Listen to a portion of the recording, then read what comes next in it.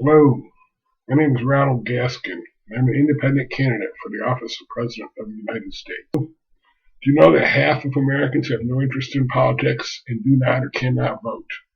If you are part of this majority, then this message is especially for you. Most people don't vote because of one of three reasons. They don't think their vote counts, they don't think anyone actually represents them, they don't think they have a real choice to choose from. If those are your reasons, you're pretty much right. But voting can change that. We can change all that if we just get out and vote. 18, 26-year-olds have historically been least likely to vote. I believe in 2016 it's more important ever that the youth of America get out and vote.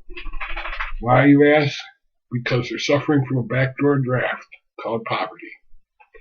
Bush started these wars that will last for decades. They're calling it a war on terrorism, when it really is yet to be determined.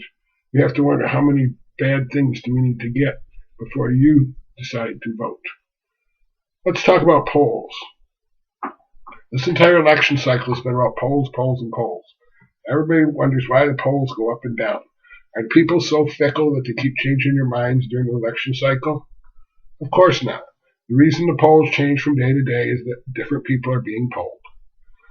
Most people, once they have made the leap of faith to support a candidate, stick with them until the end or longer. This is why Bernie fans are still running the Bernie cry long after his exit from the campaign. I would be willing to bet that this election will have more write-in votes than any other previous, and that most will be for Bernie. I almost fell for the Bernie Kool-Aid myself until I did some research. Bernie said he voted against funding for the Afghan and Iraq wars. Is this true or false? I researched it. There were a dozen or so votes taken over the past 10 years about funding those wars. Bernie voted yes every other time.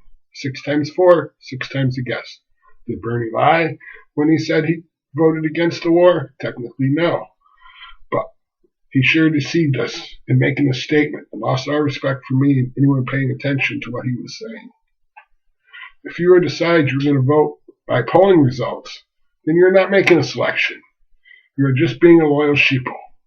What it really means is you're afraid to make your own decisions, that you only want to vote for a winner. This represents the death of hope. If this is the way of the future, then why bother to have elections at all, if no changes will ever happen? When you get in the voting booth, the only person you have to justify your vote to is yourself. The best reason to vote for a loser is that in a year from now you can say, don't blame me because I didn't vote for them.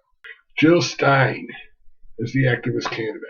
She's been campaigning on the front lines and has faced a number of arrests because she is running a campaign for president.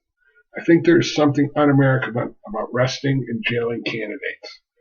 She is talking about ending the wars, foreign and domestic. A vote for Jill is a vote against the coalition of the Democrats and Republicans that have been taking away our rights for the past 50 years.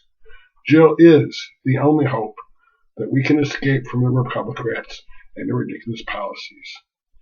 They tell you a vote for Jill is a wasted vote because she can't possibly win. No third party has ever won, they say. Have we forgotten Abraham Lincoln already? Who says a write-in or a third-party vote can't win? The Democrats and the Republicans, that's who. And they only represent half of all Americans. It's time for the other half to get our chance to show them how to run a free society.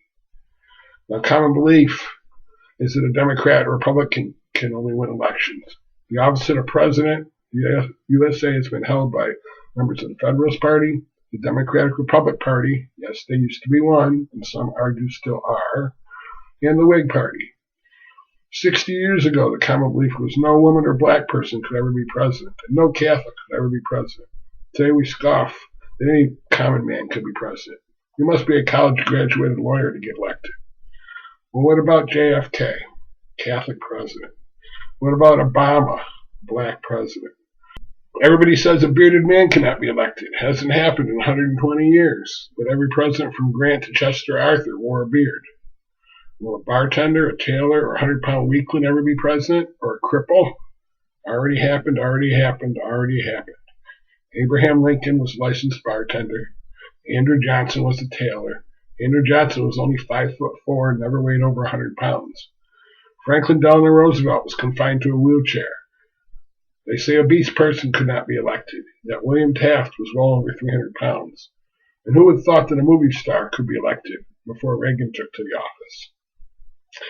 Someday, if this country survives, we will have a woman president. We will have a Mormon president. We will have a Latino president. We will have an Asian American president. And someday we will have a Muslim president. Some argue it's already happened.